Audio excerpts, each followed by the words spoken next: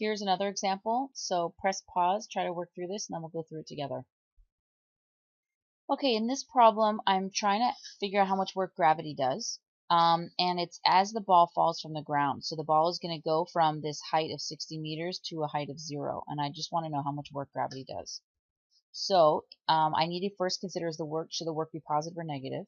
Well, gravity is pulling the ball downwards and the ball moves downwards, so gravity does positive work. So I'm going to use my simple formula because the force of gravity is not changing and I'm only looking in one direction. Gravity is pulling in the y direction and the ball moves in the y direction. So I'm allowed to use this very simple formula. And I'm going to choose the positive here.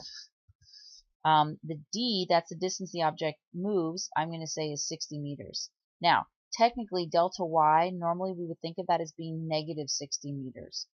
But I don't want to put in a negative for my delta y because ultimately I'm taking care of all of the signs when I choose the positive or negative. So what I plug in for my force, I want that to just be the magnitude of the force.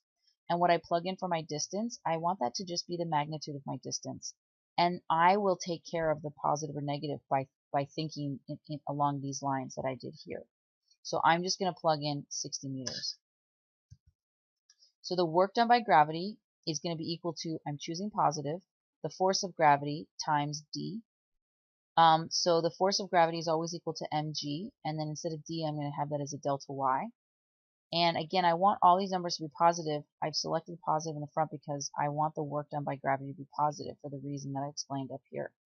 So I find that the work done by gravity is 2,940 joules. And as it turns out, this formula is always the work done by gravity. Always, always, always.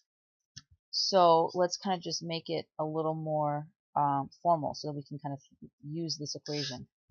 This equation's going to work for constant forces in one dimension, which is what we pretty much always have with gravity.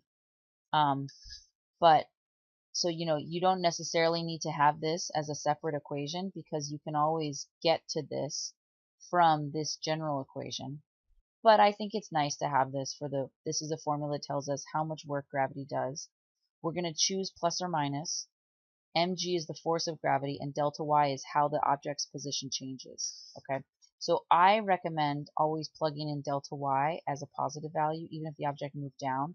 Think of this as just like the absolute value or just the magnitude.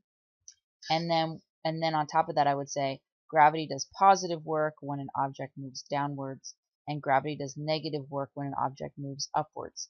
You might think that's opposite because here I have downwards and here I have positive. But just remember what doing work means.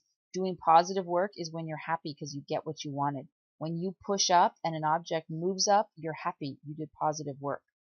Well, gravity is always pulling down. So gravity wants objects to move downwards. So if the object does move downwards and gravity's pulling down, that makes gravity happy. And that means gravity has done positive work. Okay? So I'm going to kind of use this equation, even though, like I said, I could always get to this equation by starting from our general one.